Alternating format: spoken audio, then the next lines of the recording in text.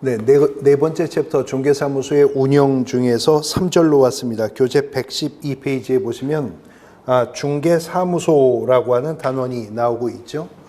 공인중개사법이 중개사무소에 대해서 별도로 용어의 정의를 하고 있지는 않습니다만 용어의 정의에 개업공인중개사에 대한 정의를 하면서요. 개업공인중개사라 함은 이 법에 의한 중개사무소의 개설, 등록을 한 자를 말한다. 이거 기억나시죠? 등록을 한 자라고 해서 등록은 궁극적으로 대인적인 처분입니다. 등록의 대상이 사람이라는 거죠. 그러나 이미 용어의 정의에서 중개사무소의 개설 등록을 한 자를 말한다. 사무소가 확보되지 않았다면 그 자는 등록받을 수 없을 것임을 이미 용어의 정의 속에서도 언급하고 예고하고 있었던 겁니다. 그래서 우리가 이미 공부한 등록의 기준에 보면 공인중개사가 공인중개사인 개업공인중개사가 되고자 할 때 확보해야 할 두 가지 등록의 기준 중에 하나, 법인이 법인인 개업공인중개사가 되고자 할 때 확보했어야 할 5가지 등록의 기준 중에 하나, 공통적으로 있었던 것이 사무소를 확보해야 된다. 건축물 대장에 기재된 공간에 사무소를 확보하였어야 한다라고 하는 것이었었습니다. 이렇게 중개사무소는 등록의 기준으로 개업공인중개사가 되고자 하는 자는 이미 등록 신청 전에 확보되었어야 되는 것인데요. 등록이 가지고 있는 법적 성격 중에는 일신전속적 속성을 가지고 있다는 표현 기억나시죠? 등록이 양도되어 상속될 수 있는 것이 아니라는 것이었었습니다. 그래서 이미 등록 위반 문제에서 우리가 봤는데 공인중개사법은 등록증 양도되어 하는 행위를 금지한다고 했었죠. 이러한 등록증 양도되어가 편법적 형태로 위반될 수 있기 때문에 공인중개사법 12조가 1항에서 이중 등록을 금지했고 이어지는 12조 2항은 이중 소속도 금지했어요. 근데 12조가 금지하는 이중 등록과 이중 소속이 편법적 형태로 위반될 소지가 있기 때문에 12조에서 이어지는 13조, 이제 보시면 112페이지입니다. 13조가 1항에서요. 1항 보실까요? 개업공인중개사는 그 등록관청 관할구역 안에 중개사무소를 두되 한 개의 중개사무소만을 둘 수 있다. 한 개의 중개사무소만 둘 수 있다는 것은 2개도 안 된다는 거죠. 이중사무소의 설치를 금지하겠다라고 하는 것입니다.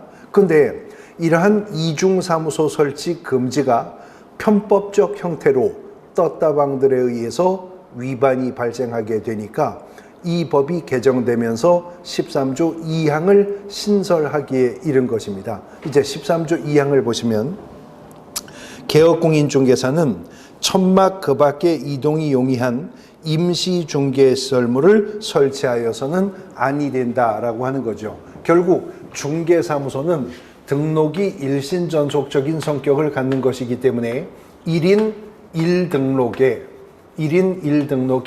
1사무소를 확보해야 된다는 것입니다. 그런데 1등록의 위반인 이중등록과 이중소속을 금지할 뿐만 아니라 1사무소의 원칙이 있기 때문에 공인중개사법이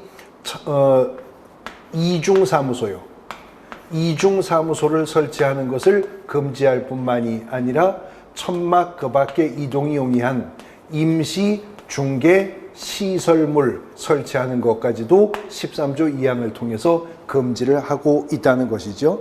그런데 1등록 위반인 이중등록과 이중소속은 예외도 없이 금지입니다. 무조건 금지가 됩니다. 그런데 13조가 1항과 2항을 통해서 1사무소 원칙을 세우고 있지만 그 1사무소 원칙에는 13조가 이어지는 3항을 통해 예외를 인정하고 있다는 것이죠. 이제 13조 3항을 보시면 법인인 개업공인중개사는 그럽니다. 모든 개업공인중개사가 그렇다는 게 아니고 법인인 개업공인중개사는 대통령령이 정하는 기준과 절차에 따라 등록관청에 신고하고 관할구역 외의 지역에 분사무소를 둘 수가 있답니다.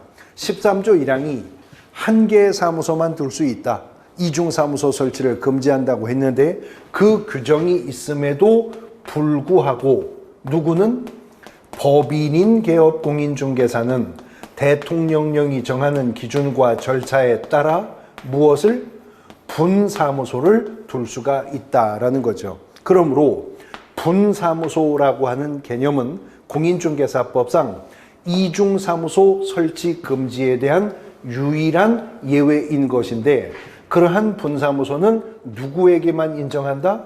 법인인 개업공인중개사에게만 인정해 줄 것이다. 그 말은 공인중개사인 개업공인중개사나 부칙상의 개업공인중개사라면 예외도 없이 사무소는 오직 하나만 가질 수 있다 그 말이죠. 오직 개업공인중개사 중에서는 법인인 개업공인중개사에게만 분사무소 형태로 예외를 인정해 줄 것이다 하는 겁니다. 그런데 지금 13조 3항에 따르면 법인인 개업공인중개사이기만 하면 무조건 분사무소를 가질 수 있는 것이 아니라 대통령령이 정하는 기준과 절차에 따라 등록관청에 신고하면 분사무소 가질 수 있다는 거죠. 그러므로 법인인 개업공인중개사도 분사무소를 확보하려면 일정한 기준과 절차에 따라야 하는데 대통령령이 정하는 기준과 절차, 그랬으니까 법인이 분사무소를 확보하기 위한 기준과 절차는 본법 시행령을 통해서 정할 것이다 라고 하는 걸 알 수가 있습니다. 그 대통령령이 정하는 분사무소 설치 기준이 두 가지입니다. 첫 번째는요, 법인인 개업공인중개사가 분사무소를 설치한다면 주된 사무소요, 주사무소가 속한 시군구를 제외한 시군구에 분사무소 둘 수가 있답니다. 포함이냐 제외냐 시험 문제에서 자주 뒤바뀐다고 했죠. 제외입니다. 그러니까 주사무소가 속한 시군구 내에는 분사무소를 가질 수가 없다. 예를 들어 동작구에 주사무소 있는 중개법인이라면 동작구 내에는 분사무소를 가질 수가 없다는 거예요. 그리고 그 분사무소는 시, 군, 구별로 한 개소를 초과할 수가 없답니다. 시군구마다 한 개씩만 둘 수가 있다라고 하는 거죠. 그러니까 이론상 법인인 개업공인중개사가 확보할 수 있는 분사무소 숫자는 대한민국 시군구 숫자 빼기 1개만큼 가질 수 있다는 얘기겠죠. 주사무소가 속한 시군구는 설치할 수가 없는 거니까요. 그리고 두 번째 기준은요, 그 분사무소에는 공인중개사를 책임자로 두어야 한다. 분사무소 책임자가 공인중개사이어야 한다라는 것인데, 이 두 번째 기준, 책임자가 공인중개사이어야 한다는 기준은 단서가 있습니다. 다만 다른 법률의 규정에 의하여 중개업을 영위할 수 있는 법인, 우리가 특수법인이라고 부르는데 특수법인의 경우에는 그러하지 아니하다고. 즉 공인중개사법이 아니라 다른 법률의 규정에 의해서 중개업을 할 수 있는 법인, 예를 들어 농업협동조합법에 근거한 지역농협 같은 특수법인이라면 책임자는 공인중개사가 아니어도 된다라고 하는 겁니다. 이런 대통령령이 정한 기준을 갖추었으면 이제 분사무소 설치 절차에 들어가는데 분사무소 설치 신고서가 작성되어야 하고요. 분사무소 설치 신고서를 작성하여 제출할 때는 첨부하여 제출해야 될 구비서류가 있다는 겁니다. 분사무소 설치 신고시 구비서류 115페이지에 보시면 중간 박스 안에 들어 있습니다. 기업 분사무소 책임자의 실무교육 수료 확인증 사본을 제출해야 된다. 책임자가 공인중개사이어야 한다고 그랬죠. 그 책임자는 실무교육도 수료했어야 하겠네요. 역시 이 실무교육은 등록의 기준으로서의 실무교육과 마찬가지로 분사무소 설치 신고일 전 1년 이내 시도지사가 시행한 실무교육이었어야 할 겁니다. 그 다음 니은 보증설정 증명서류를 제출하라. 뒤에서 배우실 건데 법인인 개업공인중개사는요, 2억 원 이상의 업무 보증을 설정해야 되는데, 이렇게 분사무소를 설치한다면 분사무소가 추가될 때마다 1억 원 이상 업무 보증 설정 금액은 추가 증액되어야 해요. 이걸 입증하기 위해서 보증 설정 증명서류를 제출하도록 하고 있는 거고요. 그 다음에 세 번째는 분사무소도 사무소죠. 당연히 그 공간은 건축물 대장에 기재된 공간이어야 할 것입니다. 그래서 건축물 대장에 기재된 공간에 분사무소 확보하였음을 증명하는 서류, 이 세 가지가 분사무소 설치신 곳이 제출해야 될 구비 서류들이 됩니다. 그 다음 중개사무소 개설 등록 신청할 때 등록 신청서와 등록 신청 시 구비 서류들과 내야 되는 게 또 하나 있었죠. 수수료.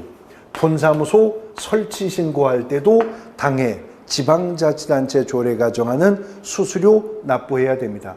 이렇게 설치 신고서 작성했고 구비 서류가 준비가 되었고 수수료도 마련되었다면 이제 분사무소 설치 신고할 건데요.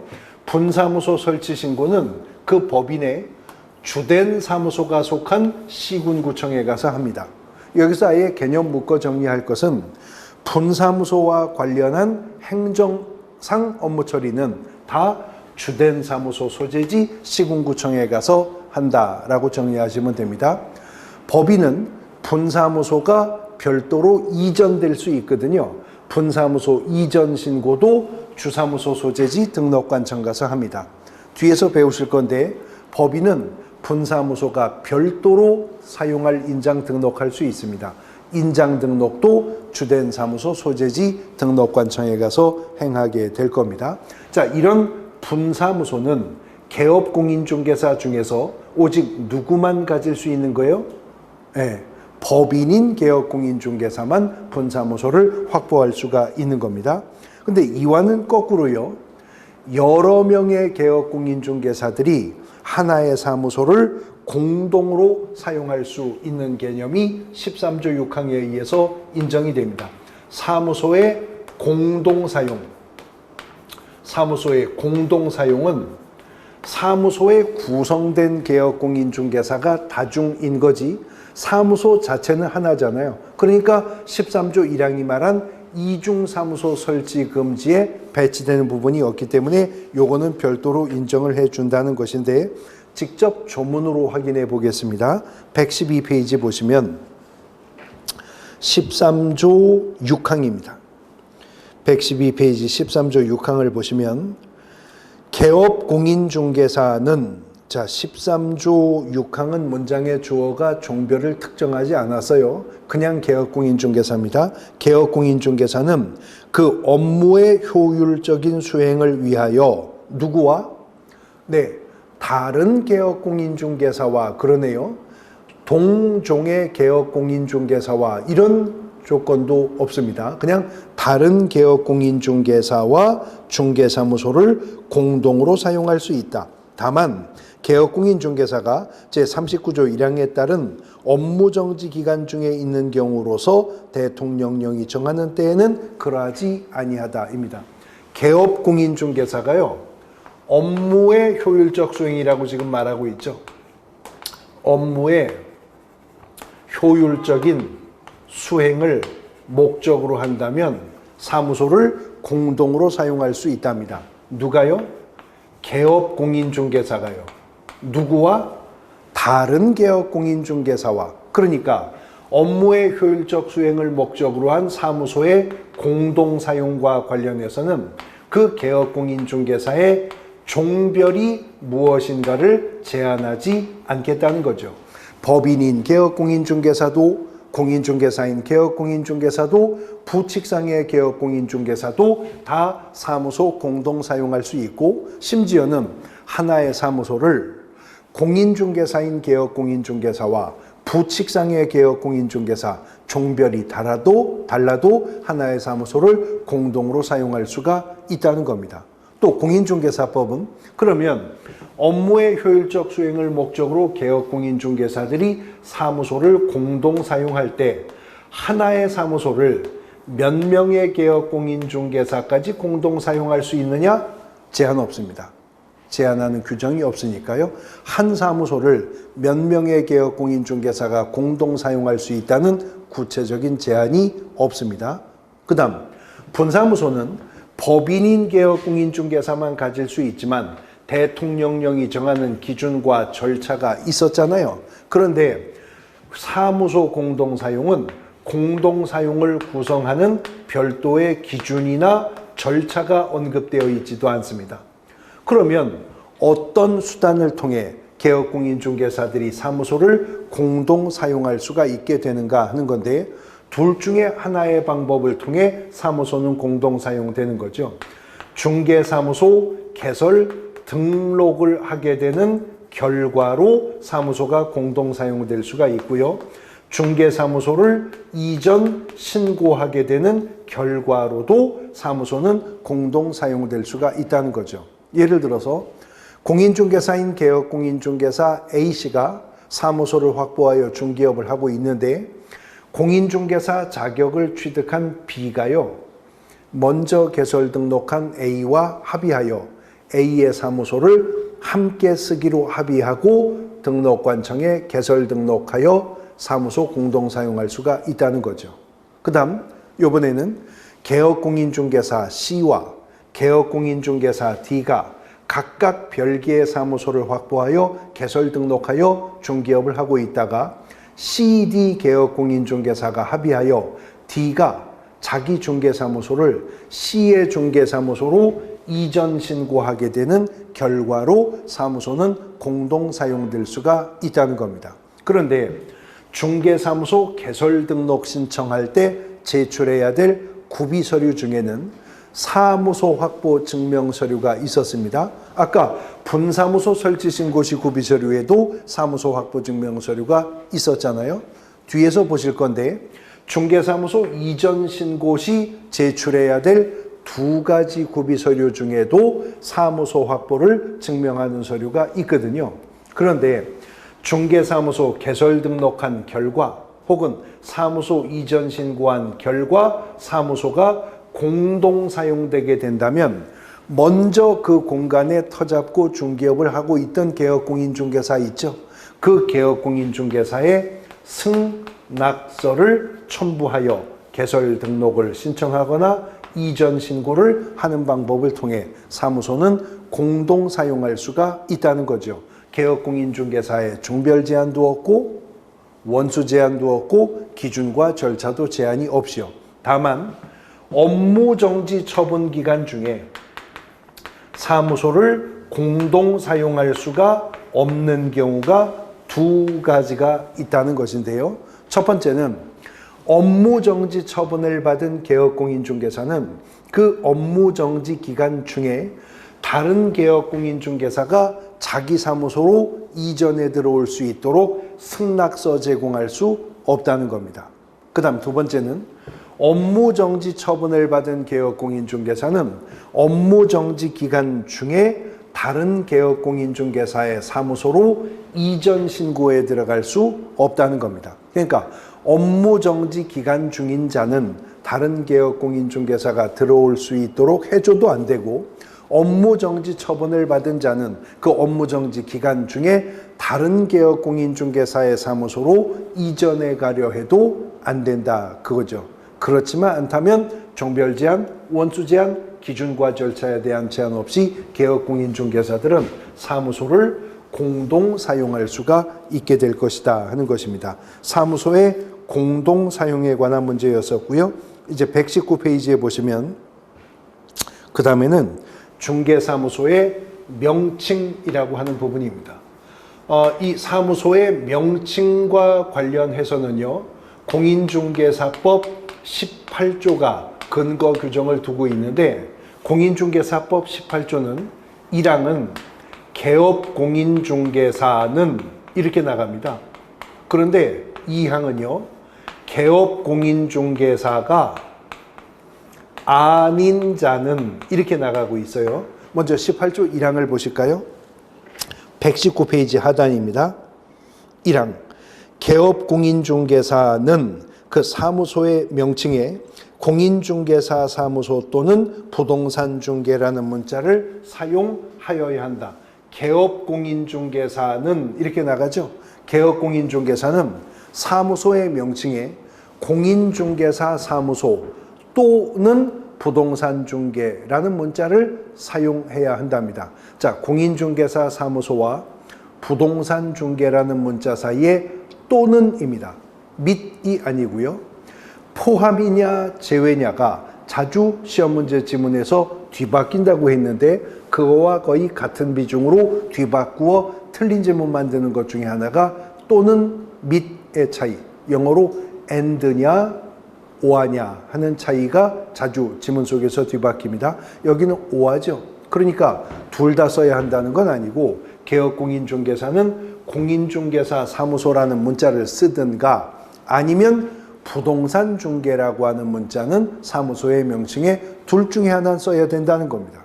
그 다음에 이제 18조 2항을 보시면 18조 2항은 다른 사람한테 말하고 있어요. 개업공인중개사가 아니라 누구? 개업공인중개사가 아닌 자요. 개업공인중개사가 아닌 자는 공인중개사 사무소, 부동산 중개 또는 이와 유사한 명칭을 사용하여서는 아니 된다. 개업공인중개사가 아닌 자는 공인중개사 사무소, 부동산 중개라는 문자는 물론이고 이와 유사한 문자, 비스무리한 문자조차도 쓰면 안 된다는 규정이에요. 개업공인중개사에게 1항은 특정한 문자를 써야 한다고 했고 개업공인중개사 아닌 자에게 2항은 특정한 문자는 물론이고 그와 유사한 문자도 쓰면 안 된다고 했어요. 그러면 쓰라고 했는데 안 쓴 개업공인중개사나 쓰지 말라고 했는데 쓴 개업공인중개사가 아닌 자나 공인중개사법을 위반하기는 매한 가지죠. 그러나 위법성의 강도에서는 쓰라는데 안 쓴 것보다는 쓰지 말라고 했는데 쓴 게 더 나쁘잖아요. 그래서 개업공인중개사가 아닌 자가 18조 2항을 위반해 그런 문자나 유사 문자를 쓰면 1년 이하의 징역 또는 1,000만 원 이하의 벌금형의 대상이 됩니다. 근데 개업공인중개사는 쓰라고 했으니까 써야죠. 안 쓰면 이 개업공인중개사는 100만 원 이하의 과태료 처분의 대상이 됩니다. 개업공인중개사 아닌 자는 1년 1천, 개업공인중개사의 명칭 사용 위반은 100만 원 이하의 과태료입니다. 그러면 개업공인중개사도 100만 원 이하의 과태료 처분을 당하지 않으려면 쓰라니까 써야죠. 근데 뭘 쓰라고? 공인중개사 사무소 또는 부동산 중개였어요. 그래서 원칙적으로 둘 중에 어느 하나 쓰면 되고 둘 중에 어떤 문자를 쓸 것인지는 개업공인중개사가 선택할 수 있는 문제지만 부칙상의 개업공인중개사는 개업공인중개사이지만 공인중개사가 아니잖아요.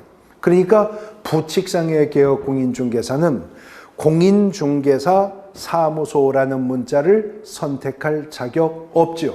그러니까 부칙상의 개업공인중개사는 선택의 여지 없이 주거나 사나 부동산 중개라는 문자만을 써야 될 겁니다. 만일 부칙상의 개업공인중개사가 공인중개사 사무소라는 문자를 썼다면 그래도 그자는 개업공인중개사니까요. 1년 1천이 아니라 100만 원 이하의 과태료 처분의 대상이 될 뿐이다 라고 하는 것입니다. 이러한 사무소의 명칭과 관련해서 이제 120페이지에 보시면 공인중개사법 18조 4항에 있는 규정인데요. 5개 광고물 설치 시 성명 표기 의무입니다. 120페이지 하단부 개업공인중개사가 5개 광고물 등의 관리와 5개 광고산업진흥에 관한 법률의 규정에 따르는 5개 광고물을 설치하는 경우, 확 줄여 말하면 간판을 달 때는 그 말이죠. 그때는 중개사무소 등록증에 표기된 개업공인중개사의 성명을 표기하여야 한다라고 하는 규정입니다. 개업공인중개사가요, 5개 광고물을 설치할 때에는 그랬습니다. 그래서 요걸 출제자가 물은 적이 있는데 개업공인중개사가 옥외 광고물을 설치할 의무가 있다는 말이냐? 그건 아닙니다. 간판을 달아야 한다는 의무는 없는 거예요. 근데 개업공인중개사가 만일 옥외 광고물을 설치한다면 이 옥외 광고물에는 중개사무소 개설등록증에 표기가 되어 있는 개업공인중개사의 성명을, 이름을 표기해야 된다는 거죠. 근데 시행규칙에 따르면 옥외 광고물에 성명을 표기할 때 이 성명은 인식할 수 있는 정도의 크기로 표기를 해야 된답니다. 그러니까 쉽게 풀어 말하면 개업공인중개사가 만일 중개사무소에 간판을 단다면 간판에는 개업공인중개사의 이름을 알아볼 수 있는 정도의 크기로 표기해야 된다는 거죠. 그 의무 위반도 역시 100만 원 이하의 과태료 처분 사유에 속할 것이다 라고 하는 것입니다. 그 다음 페이지 넘어가 122페이지에 보시면 이제 중개대상물에 대한 표시 광고입니다. 중개대상물에 대한 표시 광고인데요. 이 중개대상물에 대한 표시 광고도 사무소의 명칭과 똑같은 논법을 취하고 있어요. 그래서 개업공인중개사가 의뢰받은 중개대상물에 대해서 표시 광고를 할 때는 일정한 사항을 명시하여 표시 광고해야 된다는 거고, 개업공인중개사가 아닌 자는 중개대상물에 대해서 표시 광고하면 안 된다는 겁니다. 위반시 제재의 강도도 같아요. 개업공인중개사가 아닌 자가 중개대상물에 대해 표시 광고를 했다면 1년 이하의 징역 또는 1,000만 원 이하의 벌금이고, 개업공인중개사가 중개대상물에 대해서 표시 광고를 할 때 일정한 사항을 명시하지 않으면 100만 원 이하의 과태료 처분 사유에 속한다. 그러면 개업공인중개사가 중개대상물에 표시 광고를 할 때는 어떠한 사항은 명시하고 또 어떤 사항은 명시하면 안 된다는 것이냐 하는 것인데요. 123페이지 맨 위에 보시면 개업공인중개사가 중개대상물에 대해서 표시 광고를 할 때 기본적으로 명시하여야 할 사항 맨 위에 박스입니다. 중개사무소의 명칭, 소재지, 연락처 및 등록번호, 그리고 개업공인중개사의 성명을 명시하여 표시 광고를 해야 한다는 거죠. 근데 괄호 3번 바로 밑에 보시면 개업공인중개사가 의뢰받은 중개대상물에 대해서 표시 광고하는 경우 중개보조원에 관한 사항은 명시해서는 아니 된다. 표시 광고 시 중개보조원에 관한 사항은 명시를 금지하는 규정이 2020년 작년 개정으로 이제 도입이 된 거죠. 중개보조원은 현장 안내 및 일반 소무 등 단순한 업무만 보조하는 자이기 때문에 개업공인중개사가 중개대상물에 표시 광고를 할 때 보조원에 관한 사항은 명시하면 안 된다는 겁니다. 그런데 그 위에 명시해야 될 사항을 보셨잖아요. 근데 여기에 표시 광고의 수단이 인터넷으로 표시 광고하는 경우가 있을 거라는 거죠. 괄호 4번입니다. 개업공인중개사가 인터넷을 이용하여 중개대상물에 대한 표시 광고를 하는 때에는 위 사망에서 정하는 사항, 그 위에 박스 안에 있는 사항들입니다. 그 외에 중개대상물의 종류별로 대통령령으로 정하는 소재지, 면적, 가격 등 다음의 사항을 명시해야 된다. 그래서 아래 박스 소재지, 면적, 가격, 중개대상물의 종류, 거래 형태, 건축물 및 그 밖의 토지의 정착물인 경우에는 총층수, 건축법이나 주택법 등 관련 법률에 따르는 사용 승인, 사용검사, 준공검사 등을 받은 날, 또 해당 건물의 방향, 방해 개수, 욕실 개수, 입주 가능일, 주차 대수 및 관리비. 이것은 인터넷을 이용해서 표시 광고할 때 추가적으로 명시를 해야 되는 사항이라는 거죠. 그 다음 개업공인중개사가 중개대상물에 대해서 표시 광고 행위를 할 때 하면 안 되는 금지 행위가 또 2020년 작년 개정으로 신설되었는데요. 이제 123페이지 세 번째 마지막 박스입니다. 맨 아래 첫 번째, 중개대상물이 존재하지 않아 실제로 거래할 수 없는 중개대상물 표시 광고하면 안 된다는 거죠. 두 번째는 중개대상물의 가격 등 내용을 사실과 다르게 거짓으로 표시 광고하거나 과장되게 표시 광고하면 안 된다. 세 번째, 그 밖에 표시 광고의 내용이 부동산 거래 질서를 해치거나 중개 의뢰인에게 피해를 줄 우려가 있는 것으로서 대통령령이 정하는 내용의 표시 광고를 하면 안 된다. 그래서 대통령령으로 세부적으로 또 금지하는 내용들이 있는데요. 이런 표시 광고 시 의무 위반에 대해서는 500만 원 이하의 과태료 처분을 내릴 수 있도록 규정을 했고요. 이런 개업공인중개사의 중개대상물의 표시 광고와 관련해서 124페이지에 보시면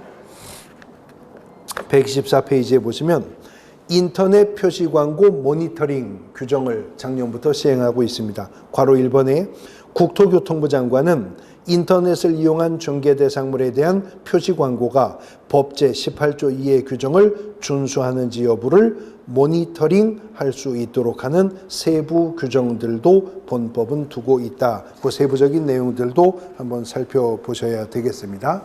자, 이제 페이지 넘어가서 127페이지에 보시면 중개사무소의 이전입니다. 헌법상 국민에게 거주 이전의 자유가 있듯이 개업공인중개사도 중개사무소 개설 등록한 사무소를 이전할 수 있어요. 등록관청 관할구역 내에서의 이전도 가능하고 등록관청 관할구역 외로의 이전도 가능합니다. 사무소 이전과 관련해서는 횟수의 제한도 없습니다. 거리에 대한 제한도 원칙적으로 두고 있지 않고 사무소 이전할 수 있는데 단 개업공인중개사가 중개사무소를 이전을 했다면 이전한 날로부터 10일 이내입니다. 10일 이내에 이전한 사실을 신고하되 만일 개업공인중개사가 등록관청 관할구역 외의 지역으로 사무소를 이전했다면 이전 신고는 이전 후 등록관청, 다시 말해 옮겨간 곳을 관할하는 시장군수구청장에게 가서 사무소를 이전했다는 사실을 신고하여야 한다는 거죠. 이때 개업공인중개사는 중개사무소 이전 신고서라고 하는 거 제출하겠죠. 이 사무소 이전 신고서에 첨부해야 될 구비서류가 두 가지인데요. 첫 번째는 중개사무소 개설 등록증을 제출해야 됩니다. 그리고 두 번째는 이전한 곳, 옮겨간 곳도 건축물 대장에 기재되어 있는 공간이어야 사무소 이전으로 인해 등록 기준이 미달되는 문제가 안 생기겠죠. 그래서 이전한 곳에 사무소 확보 증명서류를 가지고 이전 후 등록관청에 가서 이전 신고를 하여야 한다는 겁니다. 그러면 이전 신고를 받은 이전 후 등록관청은 그자가 떠나온 곳을 관할하는 시장군수구청장, 즉 이전 전 등록관청에게 이전해 온 개업공인중개사 관련 서류를 요청하는 겁니다. 그러면 이전 전 등록관청이 이전 후 등록관청에게 지체 없이 송부해 줘야 되는 서류가 있는데 이전한 개업공인중개사의 등록 신청 서류 넘겨줘야 돼요. 이전한 개업공인중개사의 등록 대장, 지금까지 이전 전 등록관청이 기록관리 유지하고 있었죠. 그것도 넘겨줘야 돼요. 그리고 최근 1년간에 행정처분받은 사실이 있었다면 관련 서류와 심지어는 행정처분 절차가 진행 중인 서류도 이전 전 등록관청은 이전 후 등록관청에게 지체 없이 송부해줘야 한답니다. 자, 최근 1년간 행정처분받은 서류는 물론이고 행정처분 절차가 진행 중인 서류까지도 넘겨줘야 된다는 것은 개업공인중개사가 사무소를 이전하여 이전 사실을 신고했다면 이제는 이전 전 지역에서 한 위반 행위였다 하더라도 그에 대한 행정처분은 누가 할 것이다? 이전 후 등록관청이 등록 취소 처분, 업무정지 처분과 같은 행정처분 권한을 갖게 될 것이라는 걸 알 수가 있는 거죠. 이렇게 해서 개업공인중개사가 중개사무소 이전을 한 사실을 신고하는 건데요. 만일 개업공인중개사가 동일한 등록관청 관할구역 내에서 이전할 수 있죠. 강남구 대치동에서 강남구 삼성동으로 이전했다. 강남구 내에서 이전이죠. 이때는 강남구청장은 사무소 이전 신고서와 함께 등록증을 받아 등록증 기재사항을 변경하여 교부해 줄 수 있습니다. 수정 교부하는 거죠. 근데 개업공인중개사가 등록관청 관할구역 외로 이전하게 되면, 예를 들어서 강남구 삼성동에서 노원구 상계동으로 이전했다. 그러면 이전 후 10일 이내에 노원구청장한테 가서 이전 신고하죠. 그러면 이때는 노원구청장이 사무소 이전 신고서와 함께 상계동의 사무소 확보 증명서류와 함께 등록증을 받고 그 개업공인중개사에게 등록증을 재교부하게 되는 것입니다. 그러므로 중개사무소 이전 신고 시 수수료 내야 한다는 직접적인 규정은 없는데, 등록증 재교부 사유가 등록관청 관할구역 외로 이전할 때는 발생한다는 거죠. 그래서 그때는 등록증 재교부에 준하는 수수료를 납부할 의무가 발생하게 된다 하는 겁니다. 이렇게 해서 개업공인중개사가 사무소 이전한 사실을 신고하는 것인데요.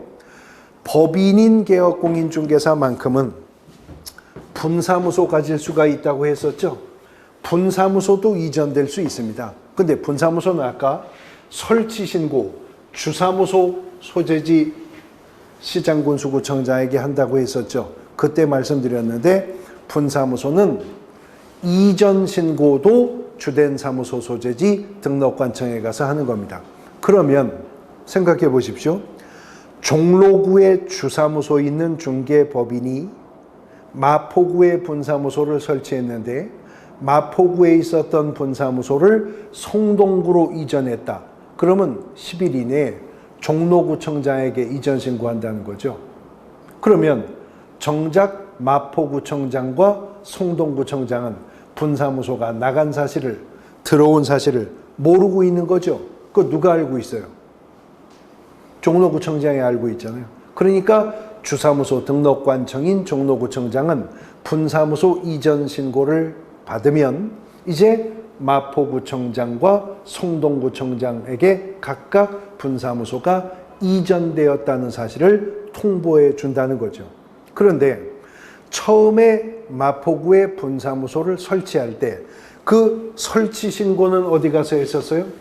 그것도 종로구청에 가서 했었거든요. 그러므로 분사무소는 백날 이전에도 애초부터 관련 서류가 주사무소 소재지 시군구청에서 기록관리 유지되고 있었던 것이기 때문에 분사무소 이전에서는 서류 송부 절차가 행정기관 간에 발생하지 않는다라고 하는 차이점이 있는 겁니다. 그러면 법인인 개업공인중개사가 분사무소를 이전할 수가 있다는 것인데, 법이 별도로 제한하고 있지는 않지만 법인의 분사무소가 이전에 갈 수 없는 곳이 두 군데가 있겠죠. 첫 번째 어디? 주된 사무소가 속한 시군구 안으로는 분사무소 이전할 수가 없을 겁니다.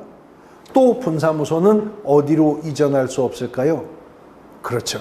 이미 분사무소가 설치되어 있는 시군구 내로는 이전할 수 없겠죠. 왜냐하면 분사무소는 시군구별로 한개소를 초과할 수가 없다라고 했기 때문에 그렇습니다. 그렇지만 않다면 분사무소도 자유롭게 이전할 수 있습니다. 또 하나 문제가 사례로 출제될 때 헷갈릴 수 있는 개념이, 자 그러면 개업공인중개사가 자유롭게 사무소를 이전할 수 있다고 하는데 부칙상의 개업공인중개사도 사무소 이전할 수 있느냐? 있습니다. 그러면 부칙상의 개업공인중개사도 등록관청 관할구역 외로 사무소 이전이 가능하냐? 가능합니다. 그러면 부칙상의 개업공인중개사가 등록관청 관할구역을 넘어 현 사무소 소재지 시도 외로도 사무소 이전이 가능하냐? 그것도 가능합니다. 그러면 이 모순이 발생했는데 이렇게 생각하실 수 있죠. 왜냐하면 아까 업무지역의 범위를 보셨으니까 부칙상의 개업공인중개사는 사무소 소재지 시도 안에 있는 물건만 중개할 수 있다고 했죠. 근데 사무소 소재지 시도 외로 사무소를 이전할 수 있다? 그럼 업무지역 범위가 확장되느냐? 확장되는 게 아니라 재편될 뿐입니다. 경우에 따라서요. 자, 예를 들어서 부칙상의 개업공인중개사가 중개사무소를 동대문구에서 서대문구로 이전했습니다. 등록관청 관할구역 외로 이전했죠? 구가 바뀌었으니까. 근데 업무지역 범위가 바뀌었나요? 이제나 저제나 서울특별시 동일한 업무지역 범위죠. 차이 없습니다. 근데 이번에는 부칙상의 개업공인중개사가 서울시 동대문구에 있었던 본사무소를 성남시 분당구로 이전했다. 등록관청 관할구역 외로 이전했을 뿐만 아니라 시도의 경계를 넘어섰죠. 근데 그렇게 이전했으면요, 이제 부칙상의 개업공인중개사는 경기도 안에 있는 물건만 중개할 수 있고 서울특별시 물건을 중개할 수가 없게 되는 거죠. 업무지역 범위가 이동이 되어 재편된 것입니다. 그러므로 부칙상의 개업공인중개사는 사무소 소재지 시도 안에 있는 물건만 중개할 수 있다는 규정과 부칙상의 개업공인중개사도 사무소 소재지 시도 외의 지역으로도 중개사무소 이전이 가능하다는 것은 상호 모순이 발생하지 않게 될 것이다 하는 겁니다. 중개사무소와 관련된 사항들 정리해 보셨고요. 이제 132페이지 네 번째 테마는 인장 등록이라고 하는 단원인 겁니다. 쉬었다가 보도록 하겠습니다.